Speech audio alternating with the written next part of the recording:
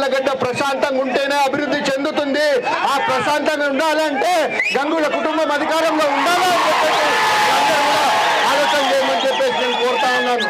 గంగుల తిమ్మారెడ్డి గారు మా అబ్బగారు ఎమ్మెల్యే అయిన దగ్గర నుంచి ఆలగడ్డ ప్రశాంతంగా ఉండాలంటే అభివృద్ధి చెందాలంటే చేయాల్సింది అది కాదురా అయ్యా. ఫస్ట్ ఆలగడ్డలో ఎవరు ఉంటున్నారో, ఏ సవర్గానికి సంబంధించిన వాళ్ళు ఉంటున్నారో, ఏ వృత్తికి సంబంధించిన వాళ్ళు ఉంటున్నారో అనేసి ఫస్ట్ సర్వే చేయించు. ఆ తర్వాత డేటాని దగ్గర పెట్టుకొని వాళ్ళ దగ్గరికి వెళ్ళి ఇదిగో మీ జీవితాలు ఇలా ఉన్నాయి, నేను ఇలా డెవలప్మెంట్ చేస్తాననేసి నీకంటూ ఒక విజులు పెట్టుకొని, నీకంటూ ఒక ఆలోచన పెట్టుకొని వాళ్ళ దగ్గరికి వెళ్ళి చూపించి నప్పించి అప్పుడు అడుక్కోవాలిరా ఓటు. అంతేకాని గంగుల కుటుంబం మాత్రం వస్తే ప్రశాంతంగా ఉంటుంది, అభివృద్ధి చెందాలంటే చాలా తప్పుగా మాట్లాడుతున్నావు. ఒకవేళ నువ్వు అధికారంలో రాకపోతే అల్లర్లు చేస్తాను అనేసి హింట్ ఇస్తున్నావా?